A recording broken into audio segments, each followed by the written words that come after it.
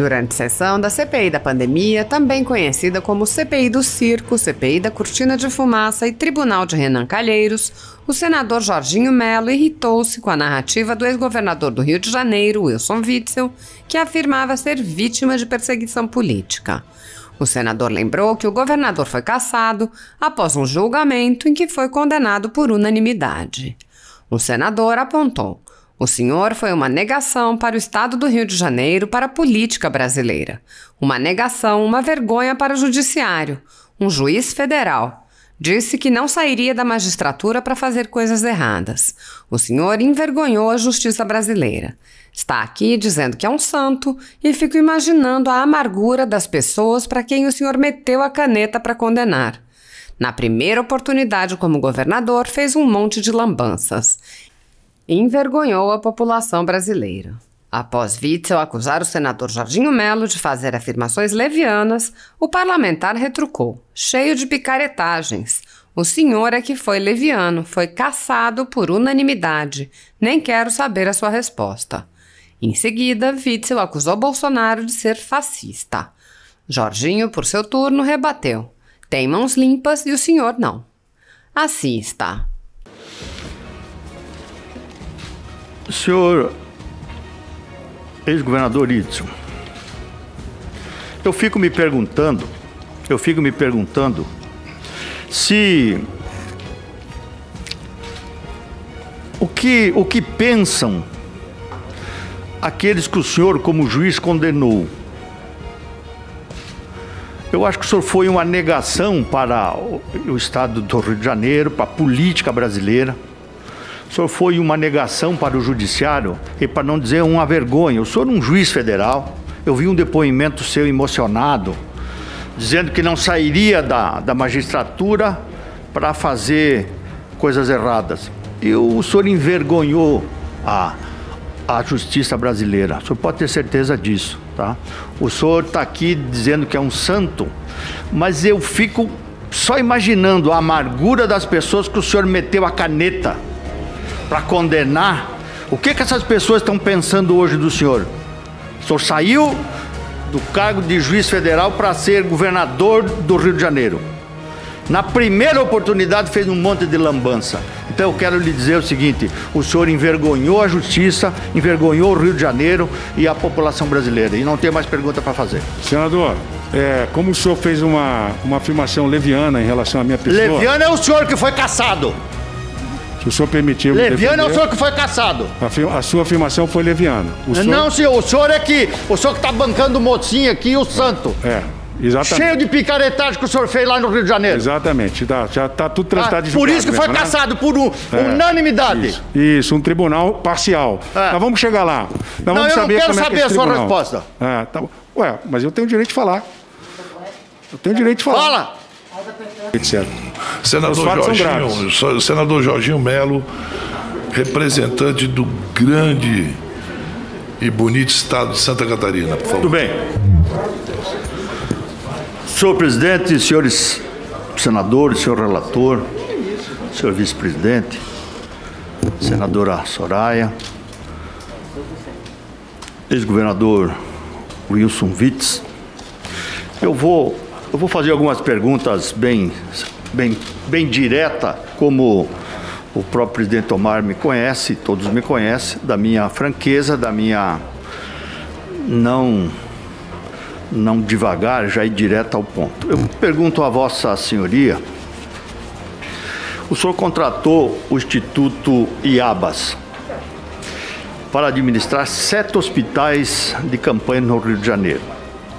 O senhor não sabia do histórico deles de corrupção, de desvio de dinheiro? Se eu soubesse, eu não tinha contratado, senador. Não sei se o senhor tem conhecimento da Constituição do Estado do Rio de Janeiro ou de qualquer outra Constituição estadual. Não cabe aos governadores fazer qualquer tipo de ato de fiscalização e sim ato de gestão. Eu não sou gestor, de orçamento, não sou engenheiro, não tenho expertise em relação à construção do hospital de campanha. A minha determinação foi para que o secretário de Estado providenciasse a construção do hospital de campanha. Tem a determinação de que tudo isso fosse feito em apoio da Procuradoria-Geral do Estado, haja vista que a Lei 13.979 permitia, inclusive, a requisição dos hospitais, podia, inclusive, ter sido uma empresa privada, em vez de uma OS, como foi o caso da construção de outros 2 hospitais de campanha por iniciativa privada. A forma pela qual foi feita, não cabe ao governador olhar projeto. O governador cabe dar determinações para que sejam cumpridas. Se elas vão ser cumpridas ou não, os órgãos de fiscalização têm que realizar, sob pena de responsabilizar governadores e prefeitos de forma objetiva, o que é inaceitável, tanto na teoria da improbidade administrativa quanto na teoria criminal. Então é por isso que o senhor disse numa entrevista na CBN, dia 24/4/2021, que não tinha nada a ver com isso, que o senhor não era engenheiro. Então, o senhor agora nos explica, então, o senhor não se preocupou em saber da eficácia disso, se ia acontecer ou se não ia.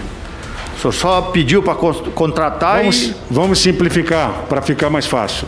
Quando o médico me pede lá para comprar um bisturi e o secretário traz o orçamento para ser aprovado na Assembleia Legislativa, o orçamento da saúde no Rio de Janeiro algo em torno de 5 bilhões de reais. Eu não vou perguntar para ele se o bisturi é bom ou não.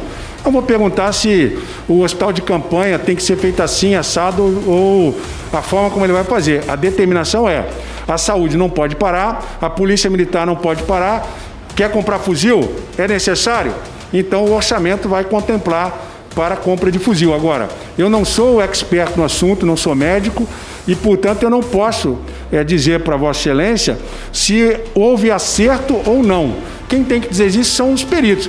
Agora, no meu processo de impeachment, eu pedi para fazer uma perícia, para que nós pudéssemos saber exatamente o que aconteceu.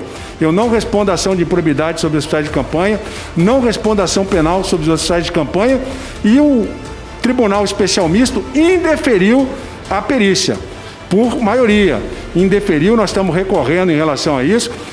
Eu entendo que o julgamento do Tribunal Especial Misto é nulo, é um julgamento que não foi realizado de acordo com o devido processo legal, e se tivesse deferido a perícia, nós estaremos aqui respondendo as suas perguntas.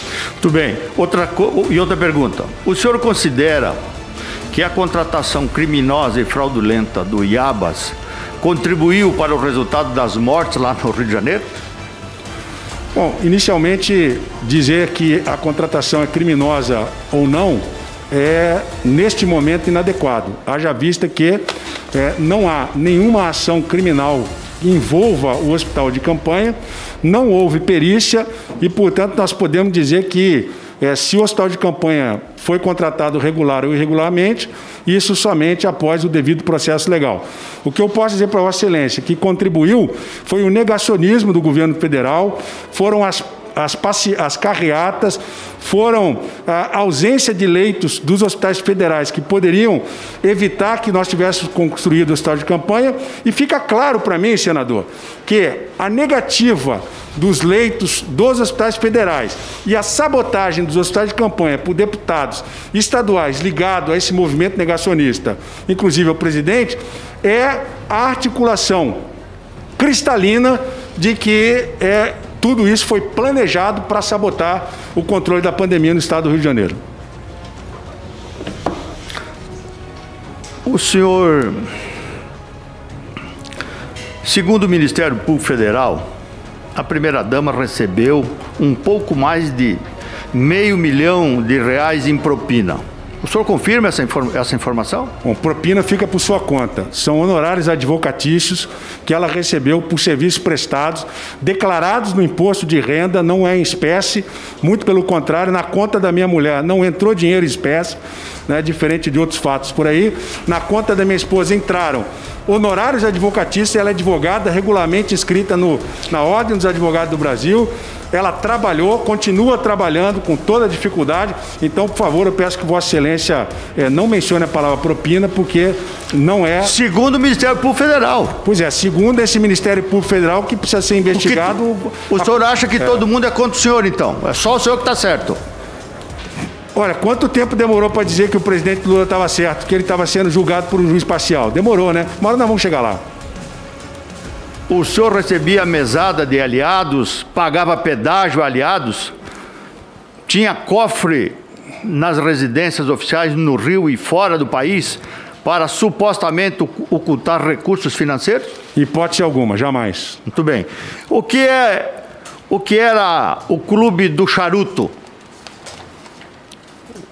É um evento que nós fazíamos para receber amigos. E esclarecer a Vossa Excelência, eu não fumo mais charuto, nem bebo bebida alcoólica. Me converti, sou evangélico. Muito bem. Então era só para fumar charuto. O senhor considera que roubar em uma pandemia é igual matar as pessoas com dolo eventual ou culpa consciente? Considero que a omissão do governo federal, considero que a atuação negacionista do governo federal deve ser julgada não só aqui no Brasil, mas pelo Tribunal Penal Internacional e condenados aqueles que assim o fizeram. Os nomes o senhor já sabe de quem. A Operação Favorito trouxe provas cabais que Mário Peixoto pagou propina a funcionário do governo do Estado para reabilitar organizações sociais que estavam inviabilizadas. O que significa a frase na Operação Favorito? Aquele cafezinho básico de 500 mil para um e de 1 milhão para outro. Senador, a operação que o senhor se refere está em julgamento na 7ª Vara Criminal. Esse cidadão que falou essa frase é aquele que eu mencionei no início, Luiz Roberto Martins. Eu acredito que toda a fala desse cidadão foi mediante coação. É só investigar que nós vamos chegar lá. Lembrando que a Polícia Federal teve mudança de superintendente logo depois que ele falou isso no grampo. Tem que investigar. Para que a gente possa saber. Muito bem. Exatamente. O senhor insiste em acusar o governo federal de persegui-lo. O governo federal, o Judiciário Federal, o Tribunal de Justiça, o Tribunal de Contas, o Ministério Público, a Alerj, a Polícia Federal. Todas essas operações feitas, enfim, o senhor acha que isso é uma grande perseguição à sua pessoa? Tem muita gente aí que diz que é perseguido também, né, senador? Tem pessoas que respondem a processo na Justiça do Rio de Janeiro que também diz que é perseguido. Então, nós precisamos investigar e saber se realmente é verdade ou não. No meu caso, eu não disse que o Judiciário me persegue. Juiz decide com base naquilo que o Ministério Público leva. Como o Ministério Público tem o princípio da legitimidade daquilo que ele leva, normalmente eu, como juiz, várias vezes fiz uma análise criteriosa no recebimento da denúncia, mas não é o caso no Brasil, análise criteriosa, pelo princípio do indúbio pro societate, que graças a Deus está mudando. Então o juiz recebe a denúncia e, lamentavelmente, lá na frente a gente faz a absolvição, que é o que está acontecendo em vários casos, e eu acredito que não vai ser diferente comigo. Então, infelizmente, o Ministério Público do Brasil, de uma forma geral, tem muitos bons profissionais, mas no meu caso especificamente, há que se investigar uma perseguição política inaceitável, que não é só a mim, tem mais governador sendo perseguido. Senhor ex-governador Idson, eu fico me perguntando se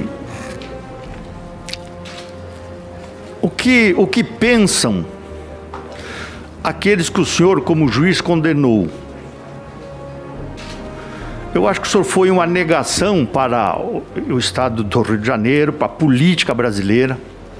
O senhor foi uma negação para o Judiciário e, para não dizer, uma vergonha. O senhor é um juiz federal. Eu vi um depoimento seu emocionado, dizendo que não sairia da magistratura para fazer coisas erradas.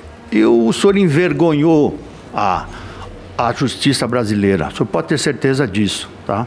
O senhor está aqui dizendo que é um santo, mas eu fico só imaginando a amargura das pessoas que o senhor meteu a caneta para condenar. O que essas pessoas estão pensando hoje do senhor? O senhor saiu do cargo de juiz federal para ser governador do Rio de Janeiro. Na primeira oportunidade fez um monte de lambança. Então eu quero lhe dizer o seguinte: o senhor envergonhou a justiça, envergonhou o Rio de Janeiro e a população brasileira. E não tem mais pergunta para fazer. Senador, como o senhor fez uma afirmação leviana em relação à minha pessoa... Leviana é o senhor que foi cassado. Se o senhor permitir... Leviano é o senhor que foi caçado. A sua afirmação foi leviana. Não, senhor. O senhor que está bancando o mocinho aqui, o santo. Exatamente. Cheio de picaretagem que o senhor fez lá no Rio de Janeiro. Exatamente. Já está tudo transitado de julgado. Por isso que foi caçado por unanimidade. Isso, um tribunal parcial. Nós vamos chegar lá. Eu não quero saber a sua resposta. Ué, mas eu tenho direito de falar. Fala! Eu tenho o direito de falar. O senhor está dizendo que eu envergonhei a magistratura. Lamentavelmente, para sua decepção, isso não é verdade. Muito pelo contrário. Durante o período que eu estive na magistratura, eu fui um juiz efetivo, eu fui um juiz comprometido com as minhas funções. Todas as minhas sentenças submetidas ao tribunal foram sentenças regularmente julgadas. Eu passei 17 anos na magistratura sem responder a nenhum processo disciplinar administrativo. Eu passei 17 anos fazendo um trabalho sério. Saí da magistratura para ser governador do Rio de Janeiro. Agora, desculpe, estou incomodando. Eu não baixo a cabeça para ninguém que quer fazer desse país uma bagunça. Não vou baixar a cabeça para ninguém. Vou continuar fazendo o meu trabalho e, para decepção de muitos, vou continuar na política e não vão me impedir de ajudar a reconstruir esse país e evitar que pessoas se aproveitem da boa vontade daqueles que estão acreditando numa lorota de que nós estamos numa democracia. Infelizmente, o senhor está apoiando um governo que é fascista e que se demonstrou antidemocrático. Mas de mão limpa, né? E o senhor não, né? Quem sabe? Vamos ver. Entendeu? Vamos ver. O senhor vem aqui... Tem o Tribunal Penal Internacional aí, ó. O senhor vem aqui dizer que é santo, que isso, que aquilo, e os fatos não comprovam isso. Então, portanto, o senhor envergonhou a justiça brasileira. Obrigado, senador Jorginho. Próximo inscrito é o senador Otto Alencar. Sua Excelência não estará aqui. Vamos garantir a palavra no seu retorno. O senador Marcos Rogério também não está. Senador Eduardo Girão. Vossa Excelência. Em seguida, Sua Excelência me permite, só para destacar os demais. Na sequência será senador Alessandro Vieira, senador Marcos Duval, senador Rogério Carvalho, senador Reis, senadora Soraya Tronic.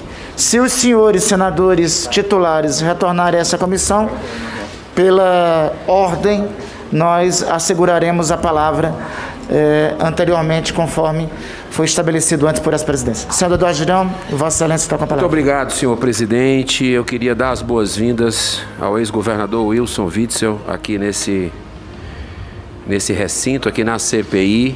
O senhor está aqui graças a um requerimento de minha autoria, assinado por 45 senadores da República do Brasil, que querem rastrear os bilhões de reais de verbas federais enviadas a estados e municípios. Esse é o nosso trabalho. Isso não é narrativa. Isso não quer dizer que é contra ou a favor de governo. Isso é uma postura de quem quer realmente a verdade. E não fica falando a palavra verdade de forma banalizada. Antes de o senhor caminhar por esse roteiro e chegar até onde o senhor está sentado, nós tivemos um episódio triste que mostra a cara dessa CPI. A cara verdadeira dessa CPI, senadora Soraya Tronic. Eu tenho muitas discordâncias e critico publicamente o posicionamento do presidente da República. Todo mundo sabe isso. Causa aglomeração, uso de máscara não usa. Às vezes desrespeita jornalistas, a gente não deve fazer isso. Senador Flávio,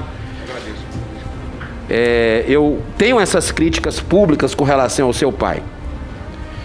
Mas o que está acontecendo aqui é algo politiqueiro.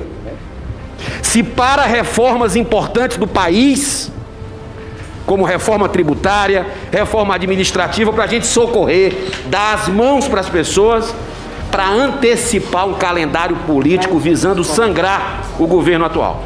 Que eu critico, que eu não tenho um cargo no governo federal, que eu não tenho nenhuma emenda extra,